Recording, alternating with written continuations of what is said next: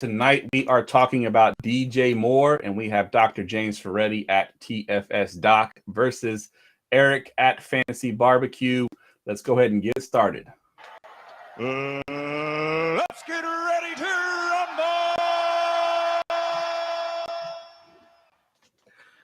rumble! DJ Moore, or as a lot of the haters in the fantasy community see him, DJ Less, right? Sure. I guess on the surface, I get the pessimism. It's pretty clear Sam Darnold isn't the answer in Carolina, and I'm kind of ashamed to admit it, but I actually liked him coming into 2021, but I got to take a huge L on that one. I mean, in week 9 against New England, my esteemed debate partner Erik scored 1.2 more PPR points than old Sammy did. But I'm not going to charge DJ more interest on Sam Darnold's debts, and I would argue no one else should either. Throw in the fact that the heartbeat of the Carolina offense, running back Christian McCaffrey, was missing for most of the year, and it's easy to see why DJ Moore tanked last year, am I right?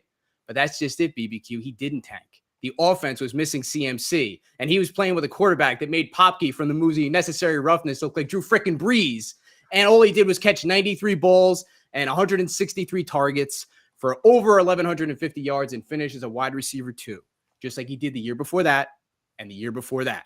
I think all this puts his floor in wide receiver 2 territory. But heck, on TD regression alone, he only scored 4 last year, by the way. I like his chances to improve on that going forward. Throw in a healthy CMC for defenses to Keon. I like his chances to improve even more. And one last thing.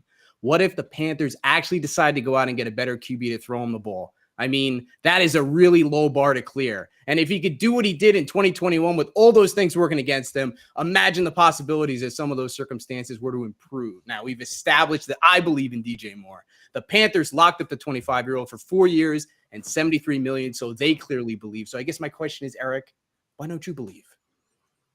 Overhyped, overhyped, overhyped. He, to me, before last year, was the Joe Mixon of wide receivers. Joe Mixon always had this crazy ADP, and he never lived up to it. So let's look at ADP first. So I'm going to throw out 2018 because that was his rookie year, rookie wide receivers.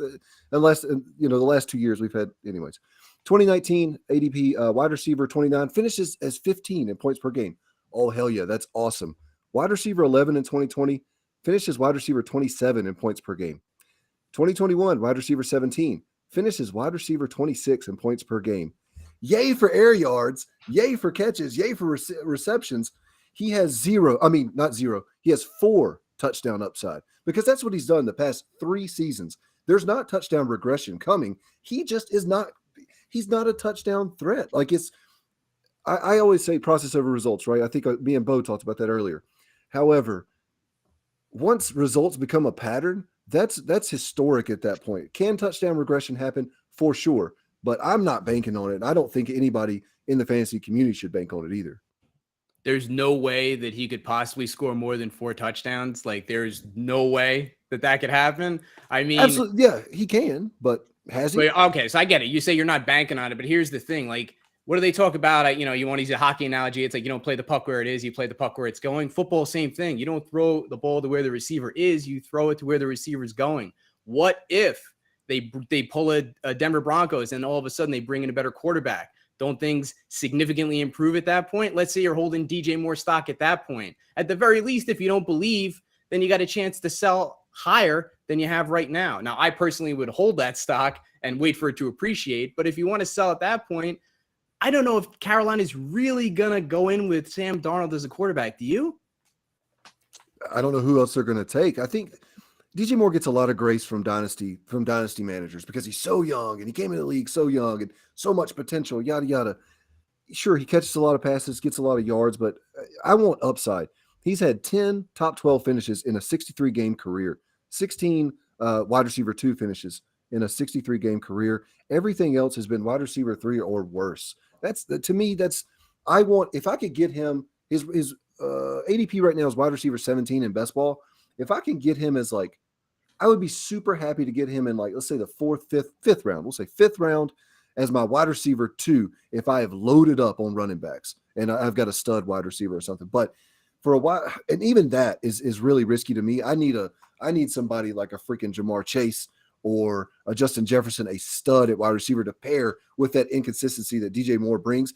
And I don't know who else they're going to bring in besides Baker Mayfield, is he that much of an upgrade over Sam Darnold? Jimmy Garoppolo, that's a possibility. Is he that much of an upgrade over Sam Darnold? You know what I mean? Like, and the fact that Christian McCaffrey has missed so many games over the past 2 seasons, and he's still scored 4 touchdowns each season, that is just can touchdown regression happen? Like I said earlier, yes, absolutely it can. I don't know, man. 3 seasons in a row, it worries the hell out of me. Final point, Doc. No, I made my points. I say you got to see the upside before it actually happens. You can't always wait for the results. Sometimes you got to anticipate, and I think he's a great opportunity to anticipate, and you could get a big return on it. All right, that is the match. Again, make sure you comment down below. Let us know who you think won. Are you for or are you against DJ Moore? For Erik, for the Doc, I'm Jeff. We will see